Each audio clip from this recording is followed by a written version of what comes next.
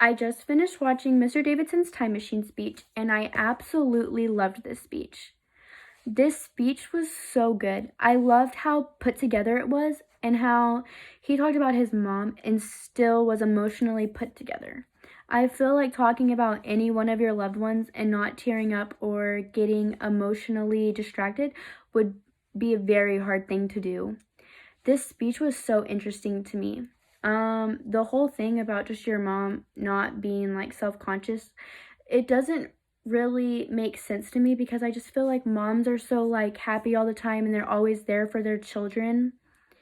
And you having to see your mom go through that was probably very difficult. Like as a child, I always just want my mom to be happy. My mom does everything for me and I just want her to be able to look at herself in the mirror and be like, wow, I really am a great person. I do a lot for people, and I just feel like I couldn't imagine that as a child, but it was very interesting to me because I don't think I would ever have to go through that. But to see other people that do have to go through stuff like that, it's cool to see.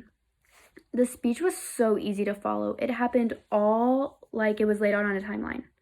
And I love things like that because it keeps me like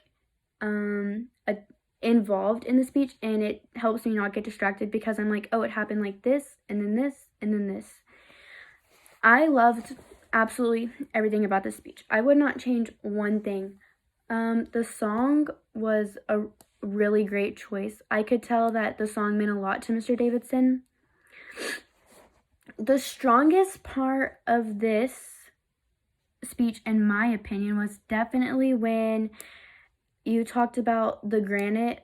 You wanted to say goodbye to your mom, like at the graveside. But then that's just not how the world wanted it to be. So it was cool to me to see how the song came on at your radio station, and that's when you said goodbye to your mom. That was definitely the strongest part to me. The weakest part, there really was not a weak part to me. I literally stayed very involved in this whole speech. I loved watching it. I watched it like 5 times. And I just loved how you talked about everything so bluntly, but in a good way.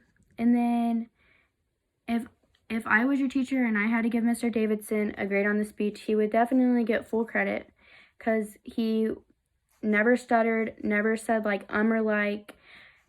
He spoke very clearly and got everything he wanted to say out. He did not cry. And I just loved how he did it all in a timeline manner and still involved all of the little details that mattered, but not too many little details.